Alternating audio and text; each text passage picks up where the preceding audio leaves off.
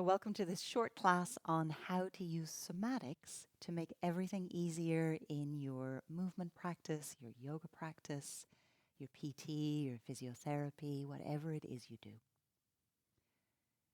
And one of the things that I've learned through working with somatics for about over 20 years now is that it can be really nice to bring the body into a more optimally relaxed and yet long state from a muscular or a myofascial perspective before we do something like sun salutations or something that's more challenging to the body. So the movement I'd like to share with you today is called multifidus cat. Not a very sexy name. Hopefully we will come up with something better in the future. And multifidus, if you don't know it, is a herringbone muscle that goes all the way from the top to the bottom of your spine.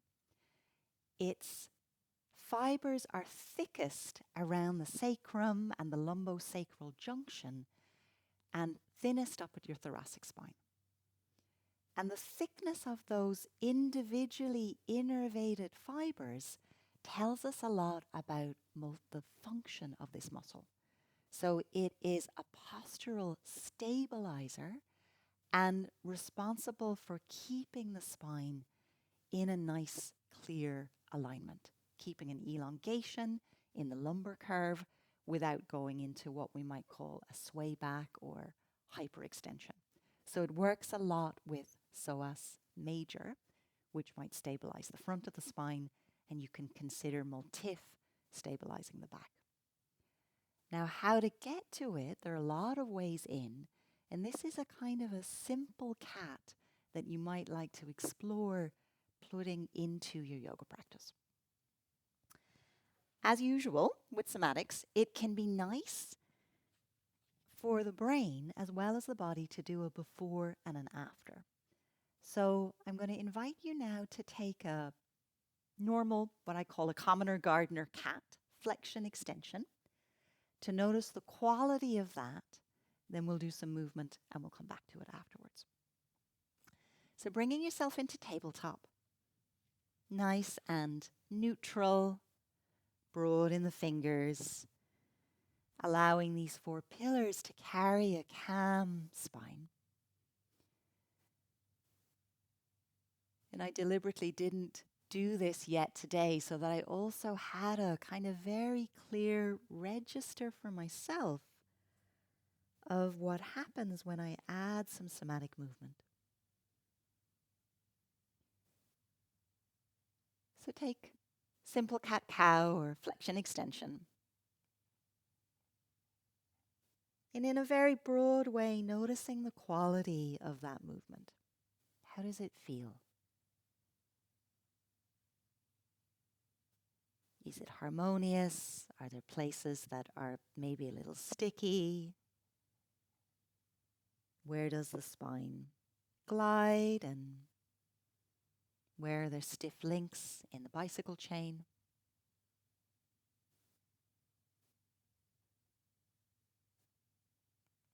And then you sit yourself back into what I call hare, child with long arms for a moment.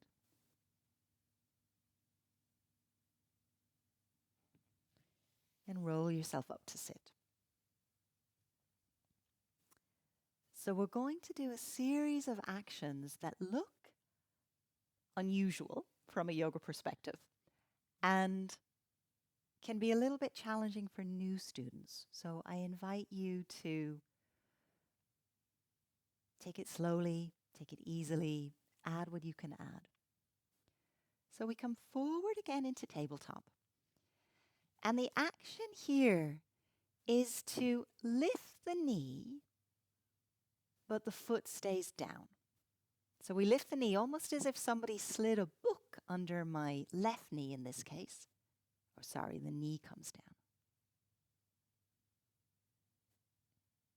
And the action that we do as we lift the knee, it goes straight up, is we allow a little extension to come into the spine. And as the knee comes down, we take flexion or rounding, looking back at your groin or your toes or whatever you like to look at. On the inhale, the foot stays down and the knee lifts straight up. A little bit of extension. Knee comes down, rounding and flexion. Now, one of the things that can happen when we do this is that the knee doesn't rise straight up into the air. So very often we get what I have named dog pee pose. Yeah? You get used to me. I'm Irish. I like a bit of humor in my yoga. So as you lift, lifting the knee straight up, knee comes down, rounding. And you might remember I mentioned that the thickest fibers of multifidus are down in this area where we're working. Round. One more pass on this side. Foot stays down, knee lifts, extension through the spine, a light, long extension. Knee comes down, and you round. And feel free at any stage to sit back, release out your wrists, really follow your own flow within my flow, whatever it is you need today. And then let's try the other side. So my left, my right in this case. Looking up, lifting the knee. Knee comes down and rounding. Looking up and lifting. And rounding. And there will be quite a natural weight shift onto that other side. That's fine. The beauty with a lot of these somatic movements is that the movements basically do the work. We don't have to, if we want to, we don't have to get too involved in what's happening. It's already complex enough. One more pass on this side.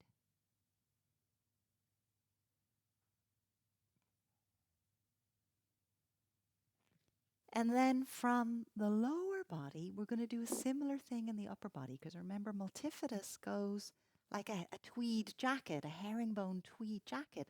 It goes all the way along the spine.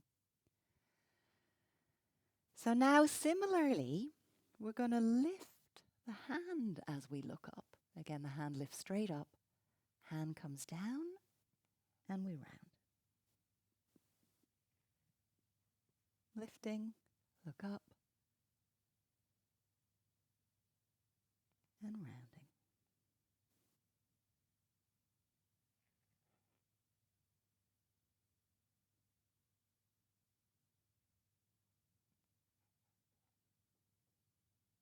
And then to the other side.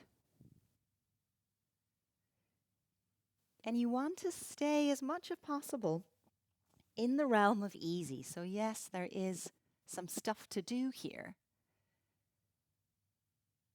And trying not to move into pain.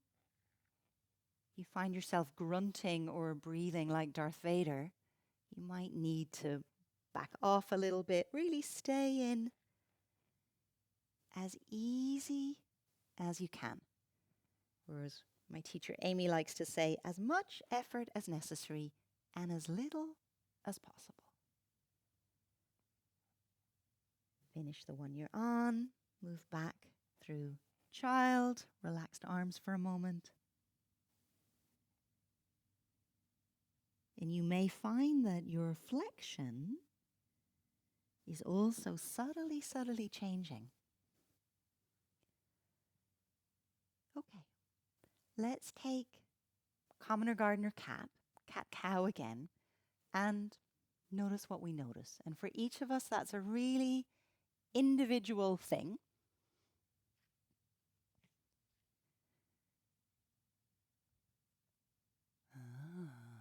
So as you move now into this same movement, bookending your practice, noticing if anything has changed. And what I'm observing in my own spine here is more glide, a seamless quality in the conversation between some of my vertebrae. And also a sense that my head to tail are more connected. They appear to be working more as one long unit. So my ability to work or have a little bit of movement in a lot of places is refined.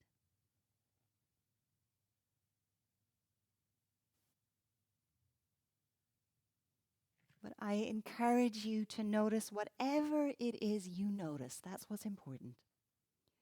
And over time, all of these small changes from the perspective of the body are actually really big.